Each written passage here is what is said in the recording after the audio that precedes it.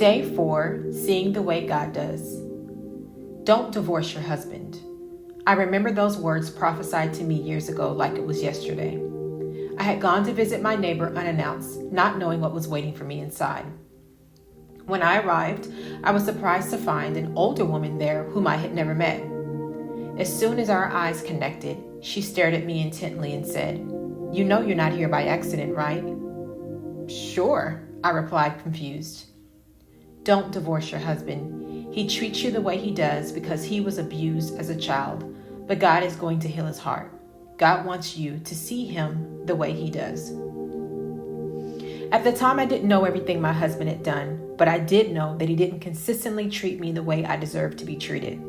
So after receiving that prophecy, I found myself asking God from time to time, Lord, when is your prophecy going to come to pass?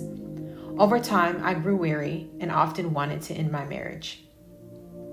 Fast forward 8 years, and my husband and I were walking at a lake when he told me everything. He said that God had been dealing with him to tell me the truth. After he told me, as the days went by, I began to see the prophecy unfold before my eyes, but not without a fight. God reminded me of the command I received in that prophecy. I say command because that's what it was. I knew it wasn't merely a suggestion. God wants me to see him the way that he does. The day I left my neighbors after receiving that prophecy, I walked next door to my house and found my husband in the garage fixing my son's bike. But when I saw him with a new set of eyes.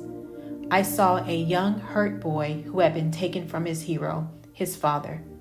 I saw a boy who had been physically abused by his mother's boyfriend. I saw a boy who had been sexually abused by a trusted youth leader at church. I saw a boy. I saw a boy who had reached out for help, but those who should have helped him didn't. I saw a boy who was let down by everyone he gave his heart to. I saw a boy who went through life allowing his trauma to make his decisions and dictate his every move, including pushing me away for fear that I would hurt him like everyone else. Now, are these things excuses for what he did? Of course not. God didn't say to me, make excuses for what he did. God said, see him the way I do. So I chose to be obedient and I stayed and saw him the way God does. I read online once where someone said, women who choose to stay after being cheated on are so delusional. They wear staying with a man who cheated on them like a badge of honor. I'm not wearing staying after being cheated on as a badge of honor. I'm wearing obedience as a badge of honor. No matter what people may say or think, if you hear God telling you to stay, and if you feel in your heart that you should stay, stay. Just like how Noah was obedient despite what people must have thought, so should you. Should he have done the work to heal before we got married? Of course. But that's not how our story went, and that's okay. Because God knew that boy in the garage was going to heal one day, and he equipped me to walk alongside him as he healed.